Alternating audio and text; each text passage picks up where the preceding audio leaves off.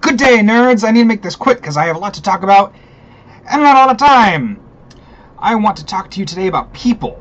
As Eric knows, this past week I had a very challenging patient, and while I discuss this topic, I'm going to avoid anything that has to do with anyone's medical or psychological diagnosis because this is really about everybody and not just the fringe population I deal with. Allow me to supply some background for why I'm in the condition I am right now and perhaps flush out exactly what I'm talking about today. The patient in question, we'll call her Carrie for HIPAA and all those other things, is currently hospitalized because she is unsafe, details of which I will skip to save you.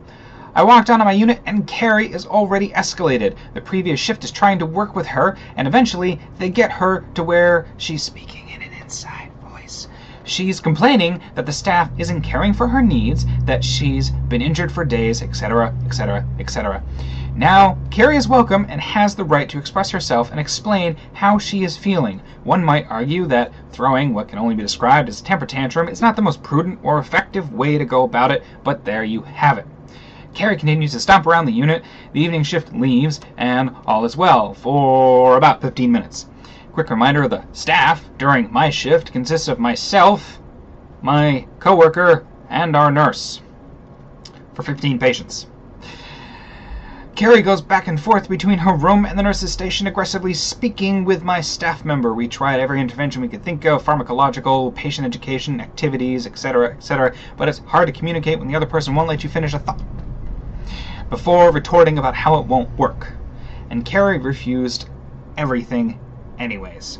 Eventually it turned nasty and disrespectful of my staff member, and I stepped in and attempted to redirect the situation. This resulted in me becoming the target of all of Carrie's rage and ended up with me trapped at the nurse's station at the end of the shift for an extra 40 minutes. The night basically turned into an 8-hour temper tantrum directed at me, and I have such a pretty face. And with that very long digression, we get to where I was going. People can be awful.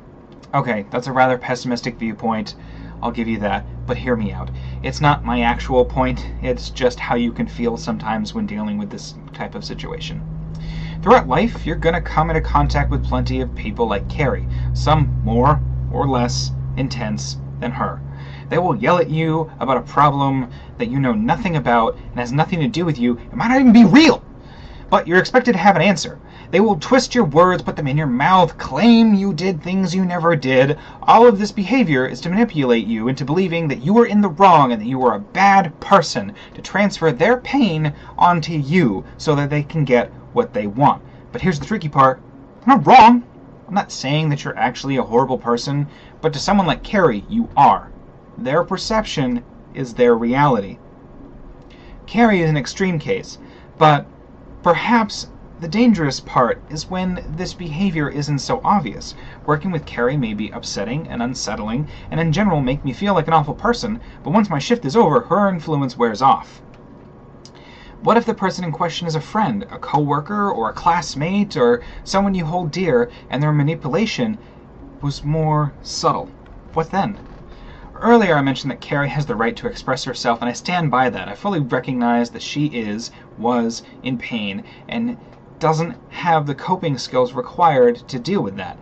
During the brief respites when Carrie wasn't screaming in my face about how I don't listen and how I'm an awful person, I was working damage control. I was keeping other patients who were woken up or upset or triggered by her behavior calm.